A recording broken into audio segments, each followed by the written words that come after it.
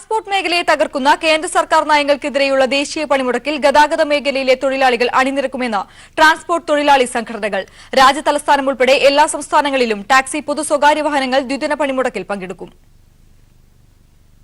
ദ്വിദിന ദേശീയ പണിമുടക്കിൽ ഗതാഗത മേഖലയിലെ തൊഴിലാളികൾ അണിനിരക്കുമെന്ന് ട്രാൻസ്പോർട്ട് തൊഴിലാളി സംഘടനകളുടെ അഖിലേന്ത്യാ ഏകോപന സമിതി അറിയിച്ചു. രാജ്യതലസ്ഥാനം ഉൾപ്പെടെ എല്ലാ സംസ്ഥാനങ്ങളിലും ടാക്സി, പൊതു സ്വകാര്യ വാഹനങ്ങൾ പണിമുടക്കിൽ പങ്കെടുക്കും. ഡീസൽ വില വർധന, ഇൻഷുറൻസ് പ്രീമിയം തുക വർധന, ടോൾ, GST നിരക്കുകൾ എന്നിവയാണ് ഗതാഗത മേഖലയെ പ്രതിസന്ധിയിലേക്ക് തള്ളിവിടുന്നതെന്ന് all India road transport workers federation deputy general secretary R. Lakshmaiah പറഞ്ഞു. രാജ്യസഭയുടെ പരിഗണനയിലുള്ള മോട്ടോർ വെഹിക്കിൾ നിയമ ഭേദഗതി ബിൽ നടപ്പായാൽ ഗതാഗത മേഖലയ്ക്ക് കനത്ത പ്രഹരമാകും ഉണ്ടാവുക. അസംഘടിത ഗതാഗത മേഖലയിൽ കുറഞ്ഞ വേതനം നിശ്ചയിച്ച് ഉറപ്പാക്കാനോ സാമൂഹ്യക്ഷേമ പദ്ധതി നടപ്പാക്കാനോ സർക്കാർ തയ്യാറാവുന്നില്ല. കഴിഞ്ഞ 4 വർഷത്തെ ഡീസൽ, പെട്രോൾ വിലയിലെ സെസ്സിലൂടെ കേന്ദ്ര സർക്കാർ 12 ലക്ഷം കോടി രൂപയാണ് നേടിയത്. എന്നാൽ റോഡ് നിർമ്മാണവും അറ്റകുറ്റപ്പണിയും സ്വകാര്യ മേഖലയെ ഏൽപ്പിച്ച് ടോൾ പിരിവ് തുടരുകയാണ്. 4 साल में 12 लाख करोड़ रुपए केंद्रीय सरकार इसे कलेक्ट किया. 12 लाख करोड़ रुपए दोबारा क्या कर रहे?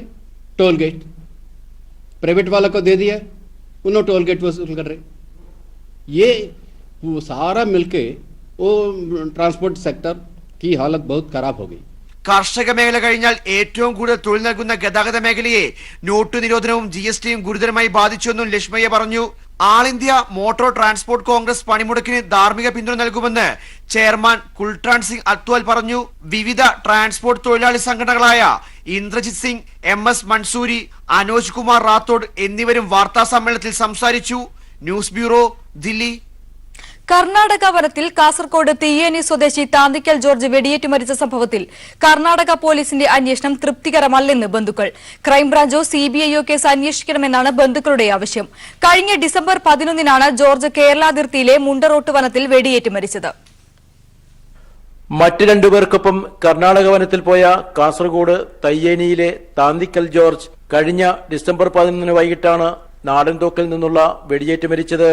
ഒപ്പമുണ്ടായിരുന്ന ഓടക്കൊല്ലി സ്വദേശികളായ ചന്ദ്രൻ, അശോകൻ എന്നിവർ ഭാഗമണ്ഡലം പോലീസിൽ വിവരമറിയിക്കുകയായിരുന്നു. ഇരുവരെയും ഭാഗമണ്ഡലം പോലീസ് കസ്റ്റഡിയിലെടുത്തെങ്കിലും പിന്നീട് വിട്ടയച്ചതായാണ് ബന്ധുക്കളുടെ പരാതി. ജോർജിന്റെ കൊലപാതകത്തിൽ ദുരൂഹത നിലനിൽക്കുന്നതായും കർണാടക പോലീസിന്റെ അന്വേഷണം തൃപ്തികരമല്ലെന്നും മരണം നടന്ന് 3 ആഴ്ച കഴിഞ്ഞിട്ടും പോസ്റ്റ്മോർട്ടം റിപ്പോർട്ട് പോലും ലഭിച്ചിട്ടില്ലെന്നും ഭാര്യ സോഫിയാമ്മ പറഞ്ഞു. നമുക്ക് പോസ്റ്റ്മോർട്ടം റിപ്പോർട്ടിന് വേണ്ടി പോയപ്പം അവർ 26-ാം തീയതി ചെല്ലാൻ പറഞ്ഞിട്ട് അവിടെ ഉണ്ട് എന്ന് പറഞ്ഞ് ചെന്ന് കഴിഞ്ഞപ്പോൾ അവരത് അവിടെ വന്നിട്ടില്ല എന്നും അതുപോലെ ഇനിയും അതിൻ്റെ പേര് തിരുത്താനുണ്ടെന്നും പറഞ്ഞിട്ടാണ് നമ്മൾ മടക്കി അയക്കുന്നത്.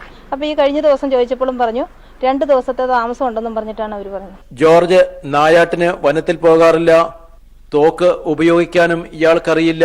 തോക്ക് ഉപയോഗിക്കാനൊന്നും അറിയത്തില്ല. ഇന്നുവരെ അങ്ങനെ ഒരു പോയിട്ടില്ല. വീട്ടിലേക്ക് സാധനങ്ങൾ വാങ്ങാൻ ചിറ്റാരിക്കൽ ടൗണിൽ പോയ ജോർജ് അപ്പോൾ ധരിച്ചിരുന്ന ഷർട്ടല്ല പിന്നീട് മൃതദേഹത്തിൽ കാണാനായത്. മൃതദേഹത്തിൽ ഉണ്ടായിരുന്ന ബനിയൻ ജോർജിന്റേതല്ലെന്നും മൊബൈൽ ഫോണും പണവും വീട്ടിൽ നിന്ന് പോകുമ്പോൾ ധരിച്ചിരുന്ന ഷർട്ടും ഇതുവരെ തിരികെ കിട്ടിയിട്ടില്ലെന്നും സോഫിയാമ്മ പറഞ്ഞു. കർണാടക പോലീസിന്റെ അന്വേഷണം തൃപ്തികരമല്ല. ആ പോയ സമയത്ത് ഇട്ടുകൊണ്ടുപോയ ഡ്രസ്സല്ല ശരീരത്തിലുള്ളത്. മരിച്ചു കിടക്കുന്ന സമയത്ത് കണ്ടത് ബനിയനാണ്. ഷർട്ടും പൈസയും ഫോണും ഒന്നും നമുക്ക് ഇതുവരെയും കിട്ടിയിട്ടില്ലാത്തതിനാൽ നമുക്കിതിങ്ങനെ ഒരു സംശയം വന്നേ. ക്രൈംബ്രാഞ്ചോ CBIയോ അന്വേഷിച്ചാൽ കൊലയാളികളെ കണ്ടെത്താനാകുമെന്ന പ്രതീക്ഷയിലാണ് ബന്ധുക്കൾ. News bureau, Kasaragod. കോഴിക്കോട് മിഠായി തെരുവിൽ ആക്രമണം നടത്തിയവർക്കെതിരെ കലാബാഹ്വാനത്തിന് കേസെടുത്തു. 27 പേർ അറസ്റ്റിലായി. 150-ലേറെ പേർക്കെതിരെ കേസെടുത്തു. അതേസമയം ഇന്നലെ പേരാമ്പ്രയിൽ RSS പ്രവർത്തകന്റെ വീട്ടിൽ നിന്നും ബോംബ് ശേഖരവും ആയുധങ്ങളും പോലീസ് പിടിച്ചെടുത്തു. പോലീസ് ആക്ട് പ്രകാരം നിരോധനം നിലനിൽക്കുമ്പോഴും കോഴിക്കോട് പേരാമ്പ്രയടക്കമുള്ള പ്രദേശങ്ങളിൽ RSS ആക്രമണം തുടരുകയാണ്. RSS പ്രവർത്തകൻ കടിയങ്ങാട് ജാനകിവയൽ വിജേഷിന്റെ വീട് റെയ്ഡ് ചെയ്ത പോലീസ് ബോംബ് ശേഖരവും ആയുധങ്ങളും പിടികൂടി. ഹർത്താൽ ദിനം DYSPയെ ആക്രമിച്ചവർ താമസിച്ച വീടാണിത്. ഹർത്താൽ ദിനം മിഠായി തെരുവിൽ ആക്രമണം നടത്തിയ 27 പേരെ പോലീസ് അറസ്റ്റ് ചെയ്തു. 150-ലേറെ RSS പ്രവർത്തകർ കേസിൽ ഉൾപ്പെട്ടിട്ടുണ്ട്. ഇവർക്കെതിരെ കലാപാഹ്വാനം, പൊതുമുതൽ നശിപ്പിക്കൽ എന്നിങ്ങനെ 153A വകുപ്പ് പ്രകാരമാണ് കേസെടുത്തിരിക്കുന്നത്. അതേസമയം പേരാമ്പ്രയിൽ CPIM പ്രവർത്തകൻ വടക്കേടത്ത് താഴെക്കുനിൽ രാധാകൃഷ്ണന്റെ വീടിനു നേരെ ഇന്നും ബോംബാക്രമണമുണ്ടായി. കൊളത്തറ ബ്രാഞ്ച് സെക്രട്ടറിയുടെ വീടിനു നേരെയും RSS ബോംബാക്രമണം നടത്തുകയുണ്ടായി. News bureau, Kozhikode. ഹർത്താലിന്റെ മറവിൽ സംസ്ഥാനത്തൊട്ടാകെ സംഘപരിവാർ നടത്തിയ അക്രമങ്ങളിൽ പ്രതിഷേധിച്ച് ഡിവൈഎഫ്ഐ സെക്രട്ടേറിയറ്റിലേക്ക് പ്രതിഷേധ മാർച്ച് നടത്തി. ഭരണഘടനയെ സംരക്ഷിക്കണമെന്നും അക്രമികളെ ഉടൻ അറസ്റ്റ് ചെയ്യണമെന്നും ആവശ്യപ്പെട്ടായിരുന്നു മാർച്ച്. ആർക്കും വേണ്ടാത്ത സമരമായി ബിജെപിയുടെ സമരം മാറിയപ്പോഴാണ് ബിജെപി അക്രമത്തിലേക്ക് മുതിർന്നതെന്നും മാർച്ച് ഉദ്ഘാടനം ചെയ്ത സിപിഎം നേതാവ് വി ശിവൻകുട്ടി പറഞ്ഞു. ഡിവൈഎഫ്ഐ സംസ്ഥാന കമ്മിറ്റി അംഗങ്ങളായ ഷിജു ഖാൻ, AN അൻസാരി, പ്രതിൻ ഷാജ്, കൃഷ്ണ, കവിത എന്നിവർ സംസാരിച്ചു.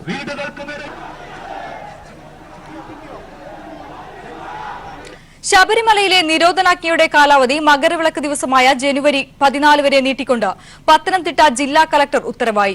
നിലവിൽ പ്രഖ്യാപിച്ചിരുന്ന നിരോധനാജ്ഞയുടെ കാലാവധി ശനിയാഴ്ച അർദ്ധരാത്രി അവസാനിക്കുന്ന പശ്ചാത്തലത്തിലാണ് നിരോധനാജ്ഞ വീണ്ടും നീട്ടിയിരിക്കുന്നത്.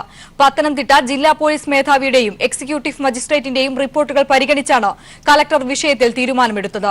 പമ്പ പോലീസ് സ്റ്റേഷനിലെ പരിധിയിലെ ഇലവുങ്കൽ മുതൽ സന്നിധാനം വരെയുള്ള എല്ലാ പ്രദേശങ്ങളിലെയും മുഴുവൻ റോഡുകളിലും ഉപറോഡുകളിലും നിരോധനാജ്ഞ ബാധകമാണ്. അതേസമയം ശരളം പിടിക്കുന്നതിനോ ഭക്തർ കൂട്ടമായി എത്തുന്നതിനോ നിയന്ത്രണങ്ങളൊന്നുമില്ലെന്ന് ഉത്തരവിൽ വ്യക്തമാക്കുന്നുണ്ട്. പത്താമുട്ടം പള്ളി പ്രശ്നത്തിൽ ജനങ്ങളെ തമ്മിലടിപ്പിക്കാനുള്ള കോൺഗ്രസിന്റെ രാഷ്ട്രീയ മുതലെടുപ്പ് നാടകം പൊളിഞ്ഞു. കലക്ടറുടെ സാന്നിധ്യത്തിൽ നടന്ന ചർച്ചയിൽ പ്രശ്നത്തിന് പരിഹാരമായി. കോൺഗ്രസിന്റേത് സ്പോൺസർഡ് പ്രോഗ്രാം എന്ന് CPIM ആരോപിച്ചു. പാത്താമുട്ടം മുട്ടുചിറയിലെ 80 വീട്ടുകാരിൽ 74 വീട്ടുകാരും പള്ളി ആക്രമിച്ചെന്നും നിരവധി പേർ പള്ളിയിൽ അഭയം തേടിയെന്നുമായിരുന്നു കോൺഗ്രസിന്റെ വ്യാജ പ്രചരണം. എന്നാൽ 18 വർഷമായി സംഘർഷം നിലനിൽക്കുന്ന ഈ പ്രദേശത്ത് ഡിസംബർ 23-നുണ്ടായ പ്രശ്നത്തിൽ കോൺഗ്രസ് നേതാക്കൾ ഇടപെട്ട് രാഷ്ട്രീയവൽക്കരിക്കുകയായിരുന്നു. കോൺഗ്രസിന്റെ നുണപ്രചരണത്തിനെതിരെ ജനങ്ങൾ രംഗത്തെത്തിയതോടെ കള്ളക്കഥകൾ ഒന്നൊന്നായി പൊളിഞ്ഞു. പഞ്ചായത്ത് അംഗം പറഞ്ഞു തീർത്ത പ്രശ്നത്തെ സ്ഥലം MLA തിരുവഞ്ചൂർ രാധാകൃഷ്ണനാണ് വഷളാക്കിയതെന്ന് സ്ഥലം സന്ദർശിച്ച CPM നേതാക്കളോട് നാട്ടുകാർ വെളിപ്പെടുത്തി. പള്ളിയിൽ കഴിയുന്നവർ രാഷ്ട്രീയമല്ല സംഘർഷത്തിന് കാരണമെന്നും വ്യക്തമാക്കി. പാത്താമുട്ടം പള്ളി പ്രശ്നം കോൺഗ്രസ് സ്പോൺസർഡ് പ്രോഗ്രാമാണെന്ന് CPIM കോട്ടയം ജില്ലാ സെക്രട്ടറി VN വാസവൻ പറഞ്ഞു. കാര്യങ്ങൾ അവസാനിക്കുന്ന ഘട്ടം എത്തിയപ്പോഴാണ് അതിന്റെ അടുത്ത ദിവസം സ്ഥല MLA അവിടെ സന്ദർശിച്ചു. അതിനെ തുടർന്നാണ് ഈ വിഷയം DYFI വരെ തടഞ്ഞു വെച്ചിരിക്കുന്നുള്ള വാർത്ത വരുന്നതും പള്ളി ആക്രമിച്ചു എന്നുള്ള രൂപത്തിലേക്ക് വിഷയം വന്നത്. അതേസമയം കോട്ടയത്ത് കളക്ടർ സാന്നിധ്യത്തിൽ നടന്ന ചർച്ചയിൽ ഈ പ്രശ്നം പരിഹരിക്കപ്പെടുകയും ചെയ്തു. രണ്ടു ഭാഗക്കാരും കുറെ കാര്യങ്ങളൊക്കെ അന്യോന്യം അവരുടെ ഭാഗങ്ങളൊക്കെ പറഞ്ഞതിന് ശേഷം ഏതായാലും നാട്ടിൽ സഹകരിച്ച് ഒത്തൊരുമിച്ച് പോകേണ്ടവരാണ് എന്നുള്ള ഒരു തിരിച്ചറിവിൻ്റെ അടിസ്ഥാനത്തിൽ ആ വിധത്തിലേക്ക് പോകാം, നമ്മൾ സമാധാനമായിട്ട് പോകാം എന്നുള്ള വിധത്തിൽ ഒരു ധാരണയിലെത്തുകയാണ് ഉണ്ടായിട്ടുള്ളത്. പാത്താമുട്ടത്തെ പ്രാദേശിക പ്രശ്നത്തെ രാഷ്ട്രീയവൽക്കരിച്ച് DYFIക്കെതിരെ കള്ളപ്രചരണം നടത്തിയ ഉമ്മൻചാണ്ടി, ചെന്നിത്തല, തിരുവഞ്ചൂർ സംഘത്തിന്റെ നീക്കങ്ങൾക്കാണ് ഇപ്പോൾ തിരിച്ചടിയുണ്ടായിട്ടുള്ളത്. News bureau, Kottayam. പൊതുസ്ഥലത്ത് മാലിന്യം വലിച്ചെറിയുന്നവരെ പിടികൂടാൻ CCTVയുമായി നാട്ടുകാർ രംഗത്ത്. തിരുവനന്തപുരം ക്രൈസ്റ്റ് നഗർ പള്ളിമുക്കിലാണ് മാലിന്യം വലിച്ചെറിയുന്നത് രൂക്ഷമായതോടെ ക്യാമറ സ്ഥാപിക്കാൻ നാട്ടുകാർ തീരുമാനിച്ചത്. ക്യാമറ സ്ഥാപിച്ചതോടെ നിരവധി സാമൂഹ്യ വിരുദ്ധരെയാണ് നാട്ടുകാർക്ക് പിടികൂടാനായത്. നഗരത്തിന്റെ തിരക്കിൽ നിന്ന് മാറിയാണെങ്കിലും നഗരമാലിന്യങ്ങൾ ഉൾപ്പെടെ റോഡരികിൽ മാലിന്യ കൂമ്പാരമായപ്പോഴാണ് നാട്ടുകാരും പഞ്ചായത്തും ചേർന്ന് 4 ലക്ഷം രൂപ ചിലവിൽ CCTVകൾ സ്ഥാപിച്ചത്. ക്രൈസ്റ്റ് നഗർ പള്ളിമുക്കിലെ ഡയറി ഫാം പ്രദേശം മുതൽ സൗബർണിക റിഗൽ ടവർ വരെയാണ് 10 ക്യാമറകൾ സ്ഥാപിച്ചത്. പ്രദേശങ്ങളിൽ വൻതോതിൽ മാലിന്യങ്ങൾ വലിച്ചെറിയുന്നത് വർദ്ധിച്ചതോടെയാണ് സമീപവാസികൾ പഞ്ചായത്തിന്റെ സഹായത്തോടെ ക്യാമറ സ്ഥാപിക്കാൻ തയ്യാറായത്. ക്യാമറകൾ സ്ഥാപിച്ചതോടെ പല പകൽമാന്യന്മാരെയും വാഹനങ്ങളെയും നിയമത്തിന്റെ മുന്നിൽ കൊണ്ടുവരുവാനായി.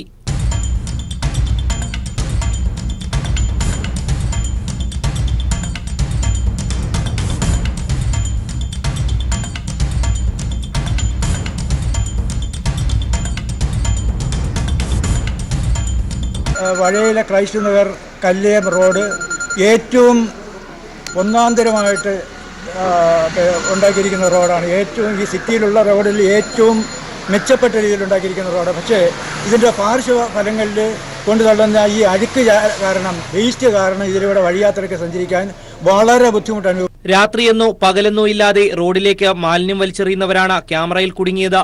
ഇവരുടെ വീഡിയോ പഞ്ചായത്തിനെ ഏൽപ്പിക്കും. പഞ്ചായത്ത് ഇവർക്ക് പിഴ ചുമത്തും. ഇങ്ങനെയാണ് ശിക്ഷാരീതി. ക്യാമറകൾ സ്ഥാപിച്ചതോടെ മൂക്കുപൊത്തി മാത്രം നടക്കാൻ കഴിയുന്ന ഇവിടം ഒരു പരിധിവരെ മാലിന്യമുക്തമായിരിക്കുകയാണ്. മറ്റുള്ളവർക്കും ഇത്തരം പ്രവൃത്തി മാതൃകയാക്കാവുന്നതാണ്. News bureau, Thiruvananthapuram. ഉത്തർപ്രദേശിലെ മഹാസഖ്യത്തിൽ കോൺഗ്രസിനെ ഒഴിവാക്കി ബി.എസ്.പി. എസ്.പി. സഖ്യം സീറ്റ് ധാരണയിലേക്ക്. സോണിയാഗാന്ധിയും രാഹുൽ ഗാന്ധിയും മത്സരിക്കുന്ന 2 സീറ്റുകളിൽ മഹാസഖ്യം സ്ഥാനാർത്ഥികളെ നിർത്തിയില്ല. 37 സീറ്റുകളിൽ എസ്.പിയും ബി.എസ്.പിയും മത്സരിക്കും. മഹാരാഷ്ട്രയിൽ എൻ.സി.പിയും കോൺഗ്രസും 40 സീറ്റുകളിൽ ഒരുമിച്ച് മത്സരിക്കാനും ധാരണയായിട്ടുണ്ട്. മായാവതിയും അഖിലേഷ് യാദവും കഴിഞ്ഞയാഴ്ച ദില്ലിയിൽ നടത്തിയ ചർച്ചയിലാണ് ഉത്തർപ്രദേശിലെ സീറ്റ് വിഭജനത്തിൽ അന്തിമധാരണയായത്. മഹാസഖ്യത്തിൽ ഉൾപ്പെടുത്തുമെന്നായിരുന്നു കോൺഗ്രസിന്റെ പ്രതീക്ഷ. ആ പ്രതീക്ഷ കെടുത്തിയാണ് കോൺഗ്രസിനെ ഒഴിവാക്കി അന്തിമ സീറ്റു ധാരണയിലേക്ക് പാർട്ടികൾ എത്തിയത്. മധ്യപ്രദേശിൽ കോൺഗ്രസ് സർക്കാരിനെ പിന്തുണച്ച എസ്.പിക്ക് മന്ത്രിസ്ഥാനം നൽകാത്തതിലുള്ള അതൃപ്തി അഖിലേഷ് യാദവ് പരസ്യപ്പെടുത്തിയതോടെ കോൺഗ്രസിന് സഖ്യത്തിൽ സ്ഥാനമുണ്ടാകില്ലെന്ന് സൂചന ലഭിച്ചിരുന്നു. 80 സീറ്റുകളുള്ള യു.പിയിൽ എസ്.പിയും ബി.എസ്.പിയും 37 വീതം സീറ്റുകളിൽ മത്സരിക്കാനാണ് ധാരണയായത്. അജിത് സിംഗിന്റെ ആർ.എൽ.ഡിക്ക് കൈരാന ഉൾപ്പെടെ 3 സീറ്റ് നൽകും. ബി.ജെ.പി. സഖ്യകക്ഷിയായ ഓംപ്രകാശ് രാജ്ഭറിന്റെ സുഹൽദേവ് ഭാരതീയ സമാജ് പാർട്ടി, അപ്നാദൾ എന്നിവർ എൻ.ഡി.എ വിട്ടാൽ അവർക്ക് നൽകാനായും 2 സീറ്റുകൾ ഒഴിച്ചുവിടും. രാഹുൽ ഗാന്ധിയുടെ മണ്ഡലമായ അമേഠി, സോണിയാഗാന്ധിയുടെ മണ്ഡലമായ റായ്ബറേലി എന്നിവിടങ്ങളിൽ അതേസമയം മഹാസഖ്യം സ്ഥാനാർത്ഥികളെ നിർത്തില്ല. ജനുവരി 15-നായിരിക്കും ഇത് സംബന്ധിച്ച ഔദ്യോഗിക പ്രഖ്യാപനമുണ്ടാവുക. എന്നാൽ ഈ തീരുമാനത്തിൽ നിരാശരായ കോൺഗ്രസ് സംസ്ഥാനത്തെ മുഴുവൻ സീറ്റുകളിലും ഒറ്റയ്ക്ക് മത്സരിക്കാനുള്ള നീക്കത്തിലാണ്. News bureau, Delhi. പാർലമെന്റ് സമ്മേളനം ചൊവ്വാഴ്ച അവസാനിക്കാനിരിക്കെ മുത്തലാഖ് ബിൽ നിർബന്ധമായി സഭയിലുണ്ടാകാൻ പ്രതിപക്ഷ പാർട്ടികൾ എംപിമാർക്ക് വിപ്പ് നൽകിയിട്ടുണ്ട്. ബിൽ വീണ്ടും സഭയിൽ അവതരിപ്പിച്ചില്ലെങ്കിൽ വിഷയം രാഷ്ട്രീയായുധമാക്കാനാകും ബി.ജെ.പിയുടെയും പ്രതിപക്ഷത്തിന്റെയും നീക്കം. 2 ആഴ്ച മുൻപ് ലോക്സഭ പാസാക്കിയ മുത്തലാഖ് ബിൽ രാജ്യസഭയിൽ പാസാക്കാൻ കേന്ദ്ര സർക്കാർ സാധ്യമായ പരിശ്രമങ്ങൾ എല്ലാം നടത്തിയിരുന്നു. എന്നാൽ പ്രതിപക്ഷ ഐക്യത്തിനു മുന്നിൽ ബില്ല് രാജ്യസഭ കടത്താൻ കേന്ദ്ര സർക്കാരിനായില്ല. പരിഗണനയ്ക്കെടുത്താലും കേന്ദ്രത്തിന് ബില്ല് പാസാക്കാനും ഇനി സാധിക്കില്ല. ഈ സാഹചര്യത്തിലാണ് മുത്തലാഖ് ബില്ല് വീണ്ടും സഭയിൽ കൊണ്ടുവന്ന് തിരിച്ചടി നേരിടേണ്ടതില്ല എന്ന നിലപാടിലേക്ക് കേന്ദ്രം പിന്മാറുന്നത്. ശൈത്യകാല സമ്മേളനം അവസാനിക്കാൻ ഇനി 2 പ്രവൃത്തി ദിവസങ്ങൾ കൂടിയേ ബാക്കിയുള്ളൂ. ഉപധനാഭ്യർത്ഥന ചർച്ചകളും കാർഷിക പ്രശ്നങ്ങളിലുള്ള ചർച്ചയുമാണ് ഇനിയുള്ള ദിവസങ്ങളിലെ പ്രധാന അജണ്ടകൾ. എങ്കിലും മുൻകരുതലായി പ്രതിപക്ഷ പാർട്ടികൾ എംപിമാർക്ക് വിപ്പ് നൽകിയിട്ടുണ്ട്. കോൺഗ്രസ്, സമാജ്വാദി പാർട്ടി, തൃണമൂൽ എന്നീ പാർട്ടികളാണ് വിപ്പ് നൽകിയത്. ഇതോടെ 2ാം തവണയും മുത്തലാഖ് ബില്ല് രാജ്യസഭ കടക്കില്ലെന്ന് ഉറപ്പായി. ബില്ല് വീണ്ടും സഭയിൽ അവതരിപ്പിച്ചില്ലെങ്കിൽ വിഷയം രാഷ്ട്രീയ പ്രചരണ ആയുധമാക്കാൻ ബി.ജെ.പിയും പ്രതിപക്ഷവും ഒരേപോലെ ശ്രമിക്കും. News bureau, Delhi. Idukki medical കോളേജിൽ ഈ വർഷം തന്നെ വിദ്യാർത്ഥികൾക്ക് പ്രവേശനം നൽകാൻ കഴിയുമെന്ന് ആരോഗ്യവകുപ്പ് മന്ത്രി കെ ശൈലജ ടീച്ചർ. MCAയുടെ അംഗീകാരം ലഭിക്കുന്നതിനുള്ള ശ്രമങ്ങൾ പുരോഗമിക്കുകയാണെന്നും മന്ത്രി പറഞ്ഞു. ഇടുക്കി മെഡിക്കൽ കോളേജിന്റെ അവലോകന യോഗത്തിൽ സംസാരിക്കുകയായിരുന്നു മന്ത്രി. കലക്ടറേറ്റിൽ നടന്ന യോഗത്തിൽ മന്ത്രി M.A. Mani, MP Jose George, MLA Roshi Augustine, collector K Jeevan Babu എന്നിവർക്കൊപ്പം മെഡിക്കൽ കോളേജ് പ്രിൻസിപ്പൽ, മെഡിക്കൽ വിദ്യാഭ്യാസ ഡയറക്ടർ തുടങ്ങിയവർ പങ്കെടുത്തു. ആശുപത്രി സമുച്ചയത്തിന്റെയും അക്കാദമിക് ബ്ലോക്കിന്റെയും റെസിഡൻഷ്യൽ കോംപ്ലക്സിന്റെയും നിർമ്മാണ പുരോഗതി യോഗം വിലയിരുത്തി. പാലക്കാട് ജില്ലയിൽ 3000-ലേറെ ഭൂരഹിതർക്ക് പട്ടയങ്ങൾ വിതരണം ചെയ്തു. 2.5 വർഷത്തിനിടെ 4ാം തവണയാണ് പാലക്കാട് ജില്ലയിൽ ഭൂരഹിതർക്ക് പട്ടയങ്ങൾ വിതരണം ചെയ്യുന്നത്. വിവിധ വിഭാഗങ്ങളിലായി 3253 പട്ടയങ്ങളാണ് 4ാം ഘട്ടത്തിൽ വിതരണം ചെയ്തത്. അട്ടപ്പാടിയിലെയും നെല്ലിയാമ്പതി, സീതാർകുണ്ടിലെയും അടക്കം ചിറ്റൂർ, മണ്ണാർക്കാട് താലൂക്കുകളിലായി 1000-ലേറെ ആദിവാസി കുടുംബങ്ങൾക്കാണ് ഭൂമി ലഭിച്ചത്. ആകെ 682.54 ഹെക്ടർ ഭൂമിക്കാണ് പട്ടയം നൽകിയത്. ജനുവരി മാസത്തിനകം 1 ലക്ഷം പട്ടയങ്ങളുടെ വിതരണം പൂർത്തിയാക്കുമെന്ന് റവന്യൂ മന്ത്രി ഇ. ചന്ദ്രശേഖരൻ പറഞ്ഞു. 5 ജില്ലകളിൽ കൂടി പട്ടയ വിതരണം നടത്തി കഴിയുമ്പോൾ ജനുവരി മാസം 22-ാം തീയതിക്കകം 1,05,000 പേർ കേരളത്തിൽ ഭൂമിയുടെ ഉടമകളായി മാറും. മുനിസിപ്പൽ ടൗൺ ഹാളിൽ നടന്ന ചടങ്ങിൽ പട്ടികജാതി പട്ടികവർഗ വകുപ്പ് മന്ത്രി A.K. ബാലൻ അധ്യക്ഷത വഹിച്ചു.